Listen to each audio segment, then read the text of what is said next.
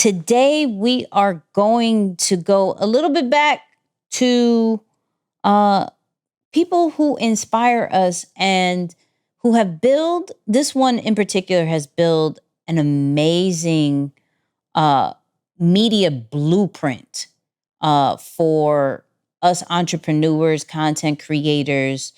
She's been in the game for years. She's a billionaire.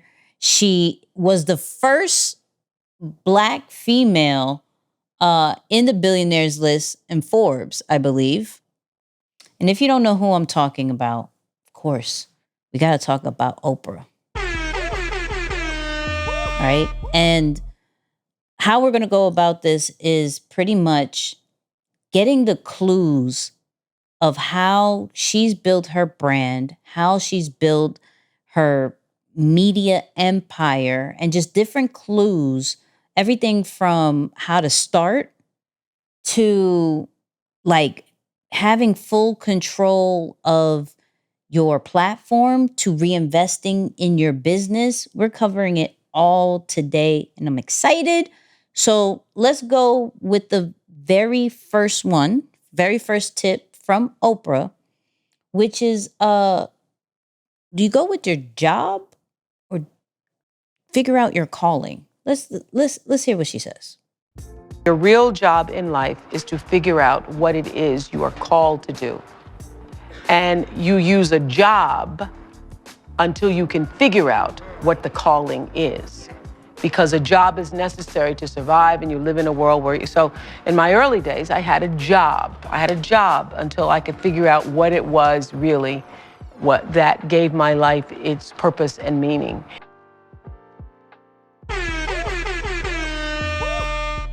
So I love this clip because it gives us freedom to figure it out, right? There are a lot of messages of, go and jump, figure it out and find what your purpose and your calling is and blah, blah, blah, blah, blah, right? For those people who've listened to the podcast for a while, I'm a big advocate of jumping strategically, right? So for her to say, hey, use the job and spend the time to figure out what your calling is and your purpose and like allowing, I see this more, especially for my 9 to 5 people.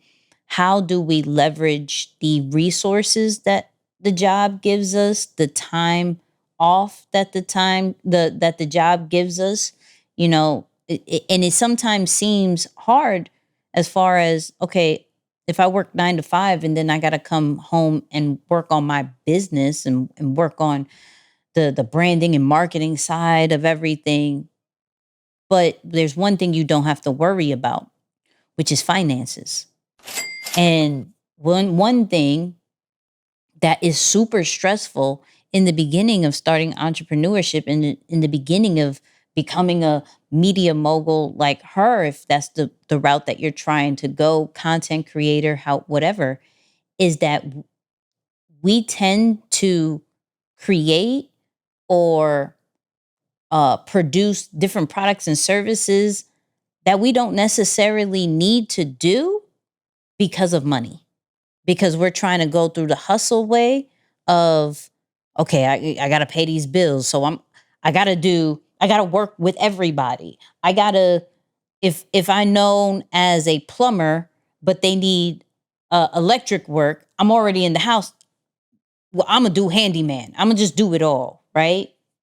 And with having that 9 to 5 and that job, and this is just if you want to go that route, right? But if you have that 9 to 5, you have a safety net and will allow you to move a little bit different and a little bit more strategic and a little bit more clear-eyed of exactly what you want to do. And then when you have all the means and the resources, then leave your 9 to 5 or leave it to where it may leave you a little bit uncomfortable, right? And so that could give you motivation to go harder on, your calling, on your business. But you leverage and use your 9 to 5. There's nothing wrong with starting there. She said that I started with a job and she's a billionaire. So I'm gonna listen to her. You feel me? I'm gonna listen to her. I'm mad at him. So, one thing that Oprah is also known for is Harpo Studios, and how she went about that is so amazing. So we gotta clip on that too. Invested her early earnings into a 100,000 square foot, $20 million production facility which spanned an entire block of the west side of Chicago. And with the creation of this new production house called Harpo Productions, she gained complete ownership over the show. All the jobs that were typically handled by outsiders, Winfrey brought in-house, hiring her own team to do the work of traditional marketing firms, on-air promotional services, post-production houses, and more. This lean strategy made Oprah self-sufficient and able to tape shows whenever she wanted.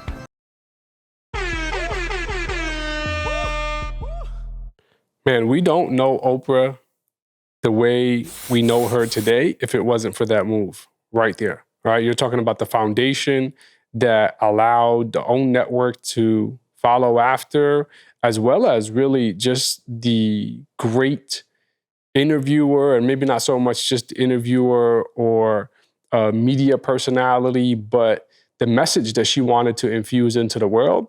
That doesn't take place if she didn't take control. You know, some of the early stories that came up around that time or just early on in her career was that she didn't have full control over what she wanted to say or what she wanted to show either. So to be able to recognize, and you got to remember, I always put emphasis on this because anytime we're doing these success reviews and we're dating back to pre-2000s, let's just say that, pre-2000s, before the boom of the internet and all of the education resources that are available to us, these are people who really did not know how to, let's not say didn't know how to do something, but it just wasn't as popular to go against the network and invest into yourself, take the risk that you did.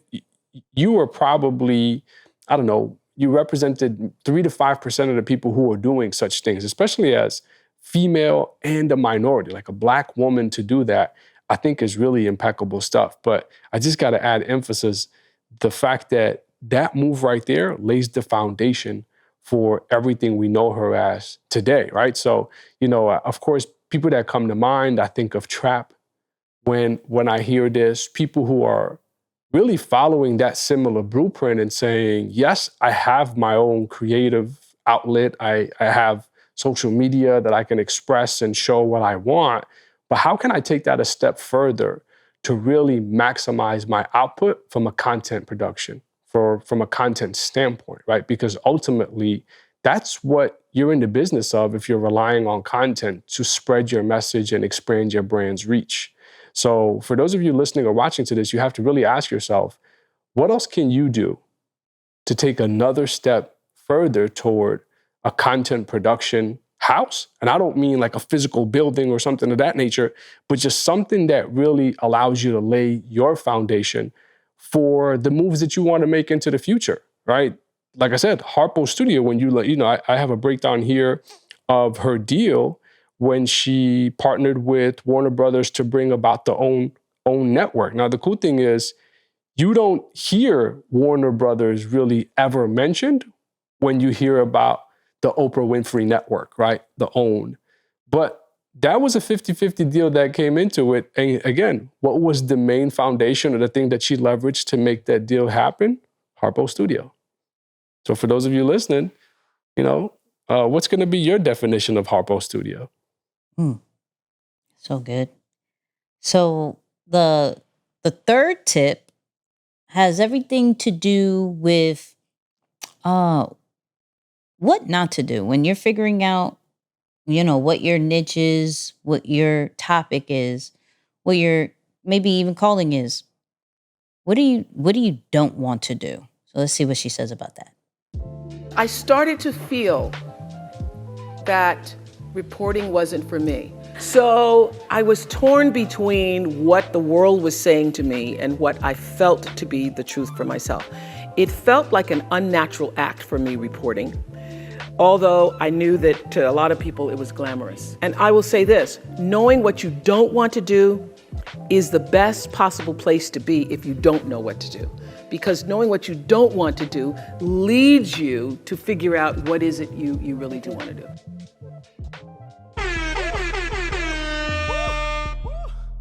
I think that's so key because we sometimes, even for myself, I'll focus on all the things that I want to do and not creating clear boundaries on what I don't want to do.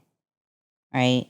Um, that I've made a lot of mistakes when it comes to client work to the point where I've traumatized myself to, I don't even want to necessarily do client work because I never set those real boundaries of who I wouldn't work with and what conditions I won't work. I'm just like, if it goes in this topic, I'm gonna go.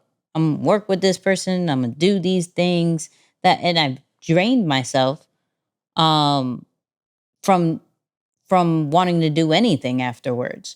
So the fact that she emphasized on like, okay, I don't want to do this, and it clears path of, oh, but I want to do this. I can do this. This is fine. I could.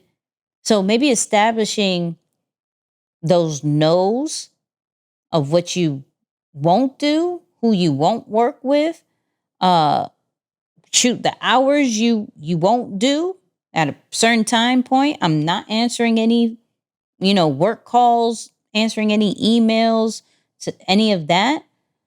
Maybe figuring that out is going to allow you to know your schedule, allow you to know your ideal client, allow you to know what type of content you do want to create, um, how fast you want to scale. Those things comes clearer when we just figure out the no's, right? And then the last tip has everything to do with narrating your own story, creating the change that you want to see on your own platform. And what my real contribution is, it looks like I was a talk show host. It looks like, I'm in the movies. It looks like, I have a network. But my real contribution, the reason why I'm here, is to help connect people to themselves and the higher ideas of consciousness. I was interviewing Ku Klux Klan, and I thought, as an African American, I'm going to get them. I'm going to show for every Jewish person, for every person who's been discriminated against. And during the commercial break, I saw the Klan exchanging signals and looks at each other. And then something inside, that instinct, I thought, I am doing nobody any good. They are loving this. They are using me. I think I'm doing an interview. Right. They are using me. They told me that they used that show for their recruitment. I could feel that happening. And I made a decision after that show. I'll never do anything like that again. I'll never let my platform be used. And I said, never again. I will get out of television if I have to do this. And I went and I had a meeting with the producers. And I said to the producers, we are going to change. We're going to turn this around. And I am no longer going to be used by television. I am going to use television. What a concept. I'm going to use television as a force for I didn't say at the time for good. I said, let's think about what we want to say to the world and how we want to use this as a platform to speak to the world.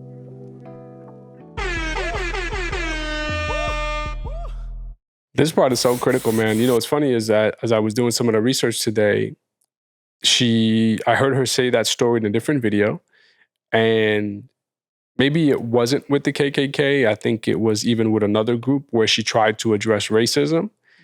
And there were some really nasty comments made to her by people she was interviewing, like during the show, live, where they had to take a commercial break, the whole nine.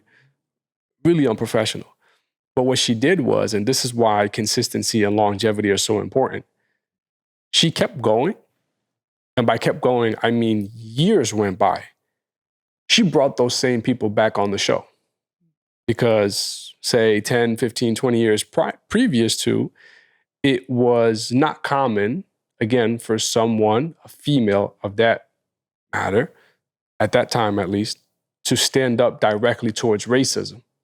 But because she wanted to at least create the space, like she said, give her platform, she brought them on. Long story short, she brings those people back on and they're literally crying to her and apologizing in a different interview because of how they acted, right? It's like, I'm so embarrassed, et cetera, et cetera. My point in all this is to say, there are going to be politics in everything that you do. Whether you know it or not, I guarantee you, there are politics in every single thing that you do.